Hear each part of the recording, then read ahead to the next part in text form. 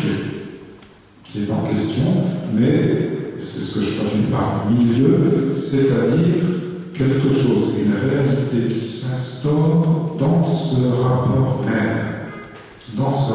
même, et qu'il appelle, distinguer d'un côté l'environnement objet comme umgebo, c'est-à-dire le donné objectif de l'environnement, et qui n'est pas umwelt, c'est-à-dire le monde ambiant, ou le milieu propre à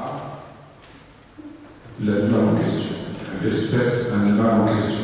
Parce que ce que Luxury a montré, avec les méthodes de la science moderne, c'est pas de la phénoménologie, mais c'est vraiment de la science moderne expérimentale, montrer que dans ce livre, il écrit quelque part qu'un objet comme tel n'existe pas pour un peuple. C'est pas exactement comme ça qu'il le formule. C'est un animal ne peut pas entrer en relation avec un objet comme tel. Ne peut pas entrer en relation avec un objet comme tel.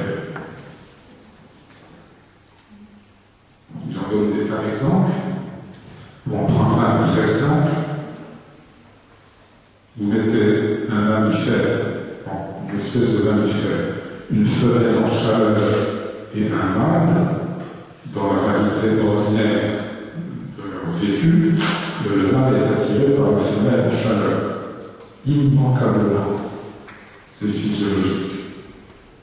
Mais si vous mettez la femelle en question, cette petite table, des souris et des rats, sous une cloche en verre, et le mâle à côté, le mâle ne la voit pas, ne la regarde pas. Elle lui est totalement indifférente. Parce que ce qui passe, les phéromones qui normalement passent de l'un à l'autre, ne passent pas à travers le cloche en verre. Donc c'est pas. Il la voit. Il la voit, mais elle ne l'intéresse pas. Des expériences de ce genre, toutes sortes d'expériences montrent, comme il le dit, l'animal n'entre pas en relation avec un objet comme tel. Il entre en relation dans les termes propres à son monde qu'il appelle umfeld, c'est-à-dire son milieu, je traduis par milieu, et qui est spécifique, qui est propre à cette espèce. Donc ça n'est pas ce que l'écologie voit, c'est ce que l'éthologie voit. C'est l'éthologie a appris à voir. Donc c'est une science nouvelle qui a permis de le comprendre. Luxury est un des pères de l'éthologie. Mais ce même principe vaut pour toutes les espèces vivantes, y compris la nôtre. Et cela permet de comprendre, donc on est là au milieu du XXe siècle, de comprendre que les objets physiques qui existent en tant que tels, en tant qu'objets, dans leur en soi que la science moderne et la physique en particulier nous a permis de connaître, ce n'est pas la réalité. La réalité est nécessairement relative à notre existence, à notre mode d'exister en tant qu'espèce, c'est-à-dire l'espèce humaine, et puisque nous sommes humains, à travers les cultures qui se sont déployées sur ces bases universelles que l'espèce humaine a déployées historiquement diverses cultures. Bon, un exemple que je répète et qui est on peut le mémoriser facilement, c'est celui de la couleur rouge. Le rouge, fondamentalement, c'est une onde électromagnétique d'une longueur d'onde de 700 nanomètres que l'œil humain perçoit en tant que couleur rouge, mais que d'autres espèces, même très proches, éventuellement ne perçoivent pas. Par exemple, l'espèce Bos taurus, la vache, ne perçoit pas le rouge. Bien, ça c'est au niveau physiologique. Et par exemple, l'œil ultraviolets que le papillon, des papillons perçoivent. L'œil humain, dans ce sens, ne perçoit pas l'infrarouge que l'œil du serpent perçoit. Vous voyez, bon, notre monde est spécifié déjà au niveau de l'espèce.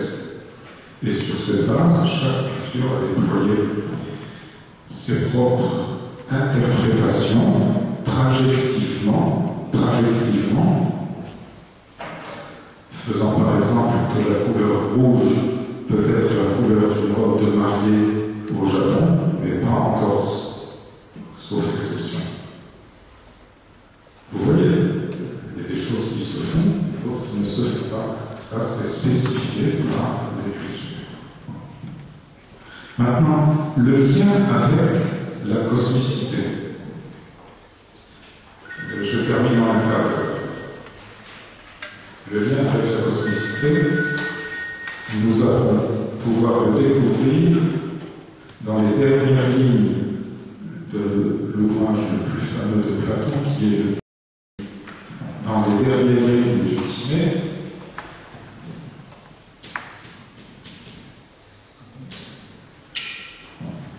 Platon écrit, et la première fois qu'on lit ça, c'est très surprenant, mais il écrit « Le monde est né », voilà, je retrouve le passage, je cite, « ayant admis en lui-même tous les êtres vivants, mortels et immortels, et entièrement remplis de la sorte, vivant visible qui enveloppe tous les vivants visibles, Dieu sensible, formé à la ressemblance du Dieu intelligible, des mots essentiels, très grand, très bon, très beau et très parfait, le monde est né. Le monde, c'est cosmos. Très grand, très bon, très beau et très parfait.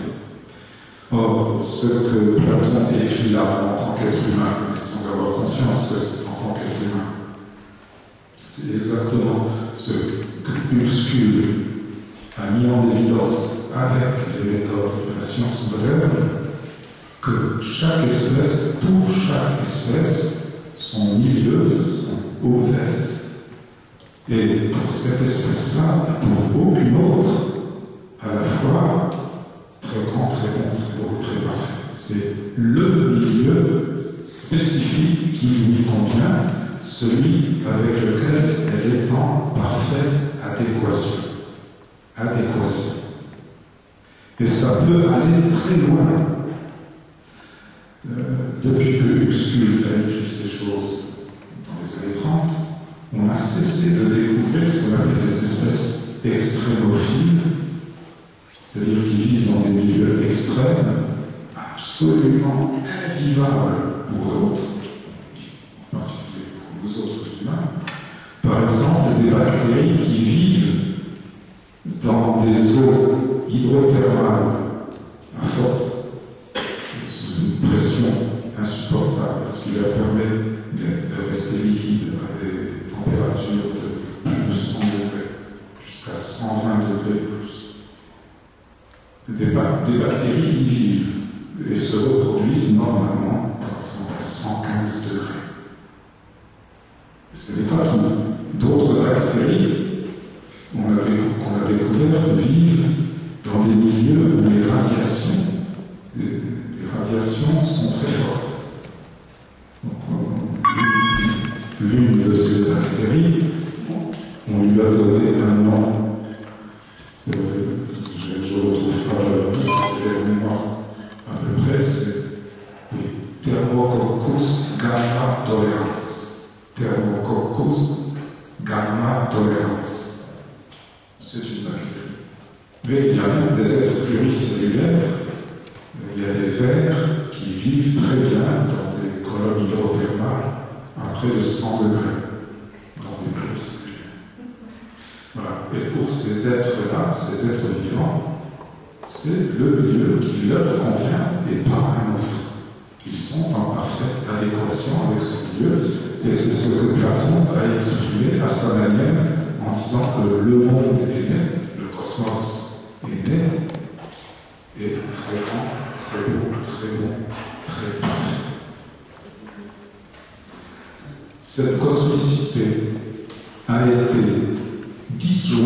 elle a été coupée par le dualisme. Parce que le dualisme, en décentrant l'univers, a fait de l'univers un objet neutre, indépendant de notre existence, et à partir de là, a créé tout un monde d'objets, a transformé les choses qui étaient en relation avec l'existence en une série d'objets. Des objets qui, en soi, qui existent en eux-mêmes, en soi, sont neutres, séparés des valeurs humaines fondamentales telles que le bon, le bien, le vrai, le beau et le bien, le bon. Ce qui a permis, je saute, c'est un peu schématique, mais c'est fondamentalement ce qui a permis que le mouvement moderne, qui était d'inspiration, inspiré directement par le mécanicisme de l'ontologie moderne, c'est un mot pour commencer, a appliqué sur Terre un paradigme descendu des étoiles, comme la Jérusalem céleste dans l'Apocalypse. C'est une forme parfaite qui descend du ciel. Eh bien, ces parallélépipèdes parfaits qui descendent du ciel n'importe où sur la terre, c'est la concrétisation de cette ontologie exprimée par le discours de la méthode, indépendamment du lieu, et qui a imposé à nous autres humains de vivre dans ces boîtes à chaussures, comme on dit habituellement. Je simplifie beaucoup. Mais cette architecture,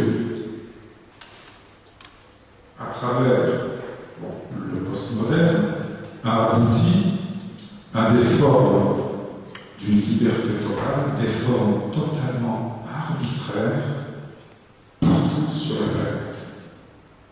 Par exemple, la manière dont Pékin a accueilli les Jeux Olympiques de 2008, où on a fait ces formes que l'on admire, mais qui sont, si vous voulez essayer de les mettre en rapport avec l'histoire de la Chine, avec la géomantique chinoise, etc., sans aucun rapport au mépris total du sens des lieux, mais qu'on est tenu d'admirer le stade ni de je ne sais plus quoi, ni Yongbel, etc., etc. Certes, c'est beau. Comme une œuvre d'art. Une œuvre d'art, à la limite, elle crée son propre monde, qui peut être limité au quadrilatère d'un tableau. La modernité, elle s'est faite comme ça. Par exemple, à partir du moment où le tableau se détache des murs de la chapelle, la fresque va devenir un tableau. Et le tableau, vous allez finalement le trouver dans un musée, éventuellement à l'autre bout de la terre. Et le trouver beau, certes, il est beau, mais il n'est plus du tout dans son milieu. Il y a quelque chose qui a été coupé. Alors, s'agissant d'un tableau, pas encore, mais s'agissant d'architecture, ça devient grave. Parce que ces formes-là, elles sont en rapport avec notre être, et elles nous entraînent à perdre notre rapport avec le sol, avec le beau de l'existence humaine. Je terminerai sur un exemple. Les systèmes techniques qui se sont développés dans les environnements humains avec la modernité et qui, comme tout système, tentent à se s'illimiter soi-même, c'est-à-dire à se développer selon sa propre logique. C'est quelque chose qui est déjà très ancien. Le Leroy a montré que déjà à partir de 30 000 ans après notre ère, maintenant, on constate un divorce entre l'évolution de l'espèce et l'évolution des techniques. Donc c'est pas le problème n'est pas d'hier, mais ça n'a fait que s'accentuer. Donc le développement des systèmes techniques déploie sa propre logique en tendant à s'abstraire du milieu. milieu qui exprime notre existence. L'exemple concret qu'on peut en prendre, ça va être celui du nucléaire, parce que c'est le plus parlant. Et la planète en retentit, en particulier depuis l'accident de Fukushima. Le nucléaire est une magnifique technique qui nous a permis de produire de l'énergie alors qu'on en avait besoin, mais qui a des à côté, c'est-à-dire qu'il y a un milieu que nous ne maîtrisons pas.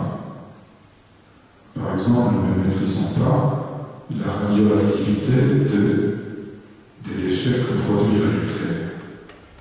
On peut la stocker, on peut la circonscrire dans des caissons que l'on peut mettre quelque part, si possible pas chez moi. Et on raisonne tous comme ça, donc on va, dans certains cas, les exporter dans des régions interdées de l'autre territoire, et puis encore mieux, on ira l'exporter chez les pauvres, les pays pauvres. C'est un côté, c'est le côté spatial de l'affaire. Un autre côté, c'est le côté temporel de l'affaire. Ces déchets restent mortels pour des durées qui, pour certains de ces éléments, ont une vie de dizaines, voire de centaines de milliers d'années. C'est-à-dire plus que la durée de vie de notre propre espèce. Et à qui les léguons-nous à nos descendants. Il y a un côté technique. On ne peut pas ne pas espérer qu'un jour nous donnerons techniquement la question, mais il y a surtout un côté mésologique et le rapport avec les valeurs humaines fondamentales que sont le bien, le beau, le vrai, se défausser d'un problème qu'on ne maîtrise pas sur son voisin, c'est contraire au principe de base de toute morale humaine. Donc se défausser sur nos descendants de cette question, que nous ne sommes pas capables de résoudre, c'est fondamentalement mauvais. Et la mésologie doit tenir compte de ces problèmes. Vous voyez, c'est en ce sens que retrouver une cosmicité, chercher à retrouver la cosmicité que le paradigme moderne nous a fait vers, c'est l'objectif même de la mésologie. D'un côté, tenir compte, il ne s'agit pas de répudier le paradigme moderne, non, pas du tout, au contraire. Il s'agit d'aller plus loin, au-delà des problèmes physiques, technologiques, que la modernité a posé sans avoir pu jusqu'à présent tous les résoudre. Ça, c'est un côté qu'on ne peut pas répudier, on ne peut pas le forclore. Mais nécessairement le poser dans les termes à la fois éthiques et esthétiques de toute existence humaine, le bien, le beau, c'est ce problème qui va au-delà du paradigme moderne que la mésologie essaie de prendre à bras le corps. Et j'espère que la Corse va se montrer un foyer de réflexion fécond à cet égard. Je vous remercie de votre attention.